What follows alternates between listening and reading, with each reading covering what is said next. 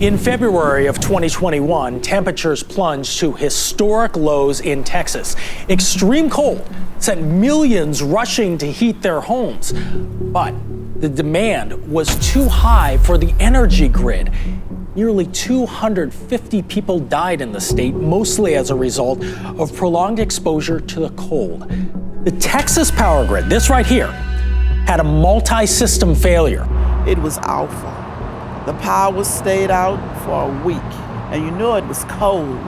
And to be in a cold, old house, that's awful. The old house Deborah Brow lives in is in the historically black Houston suburb of Independence Heights. My great-grandfather came here in 1924. Many of these homes have the same old bones and rickety pipes they started with 100 years ago.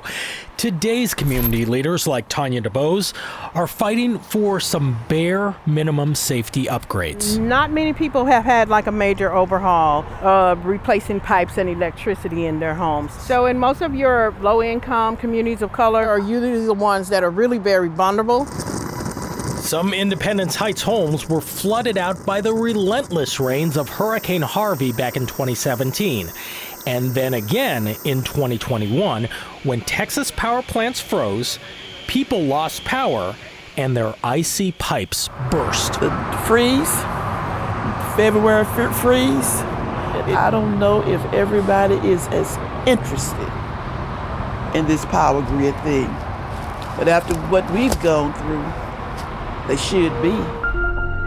To understand why Deborah Brow's house flooded on a freezing day, you need to understand how a home is powered in the United States. A power plant uses anything from a flowing river to a nuclear reaction to create high voltage electricity.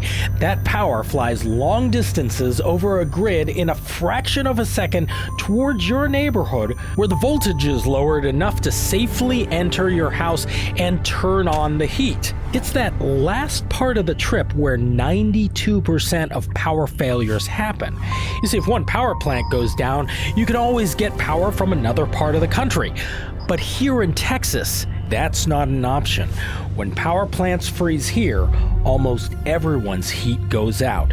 Because decades ago, Texas chose to stay on their own electricity island. Officials wanted to avoid federal regulation and so set up a grid entirely within the boundaries of the state of Texas in order to avoid triggering kind of federal oversight. After all, this is Texas.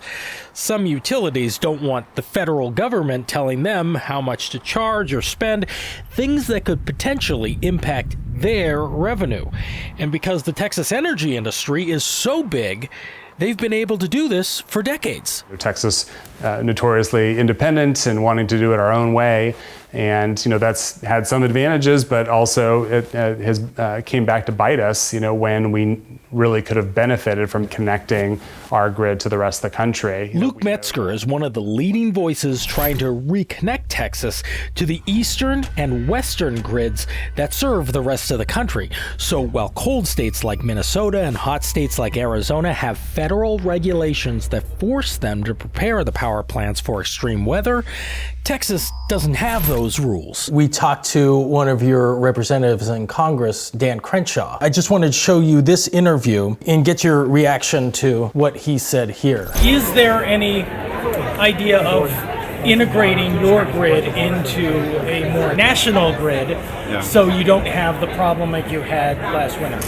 That wouldn't have solved our problem. There's just not a single expert that would think that connecting our grid to the rest of the country would have solved that problem, because Oklahoma didn't have power, New Mexico didn't have power, Louisiana didn't have power. Yeah, so many things wrong with what the congressman said. Many experts have shown that if we just had the transmission lines connecting with the rest of the country, there was surplus power available, actually both within Texas that we couldn't get to our cities because of lack of transmission, but then certainly outside of Texas. They had no one to connect to. They were like an island all on their own when the power went out, but every other state was able to keep their power on. It didn't just hit Texas, it went across.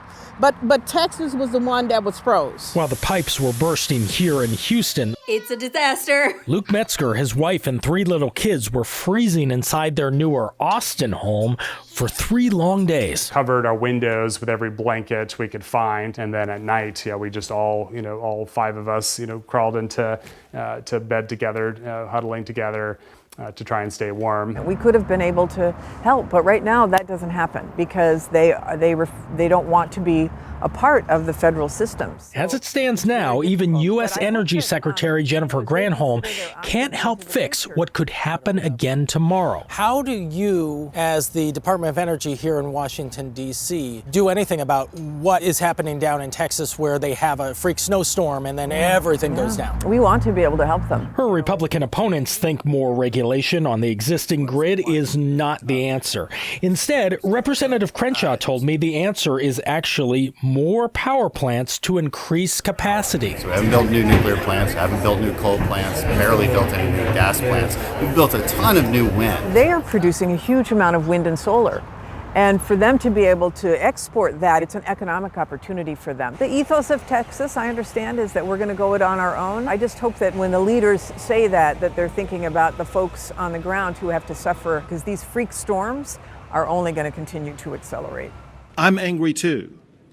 At a time when essential services were needed the most, the system broke. Last summer, Texas Governor Greg Abbott signed 2 laws that would force the Electric Reliability Council of Texas, known as ERCOT, to winterize. Although ERCOT projects that if we have a repeat of what happened in February, we're definitely going to have blackouts again. So here we go again? So here we go again. I would like to see something done about that. Even now, some people in Independence Heights are living in trailers or in homes with pipes that are literally stitched together with duct tape. We are just a microcosm of many other communities across the state, still now dealing with damages that happened because of Winter Storm Uri.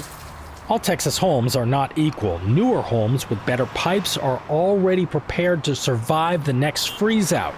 But here in Independence Heights, as the name implies, they may have to end up facing the cold on their own. When you have a city like Houston that is calling itself the most diverse city in America, you can't call yourself diverse if you don't make sure that there's equity in all of the resources that are available to everybody.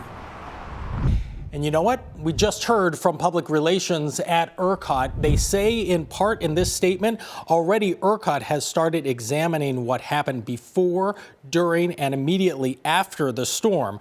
We were confident in the grid's strength and reliability before the recent winter storm. They're talking about Landon from just last month. And after the grid's performance, our confidence in the grid has only grown stronger. Now, this is not just a Texas problem. It is a problem for the nation's aging and changing power grid. We are covering this from top to tail. Make sure that you share this story. It helps bolster the conversation. And we will have many more stories like this, not just in Texas, but all around the country coming up right here on Pattrn. I'm Dave Malkoff.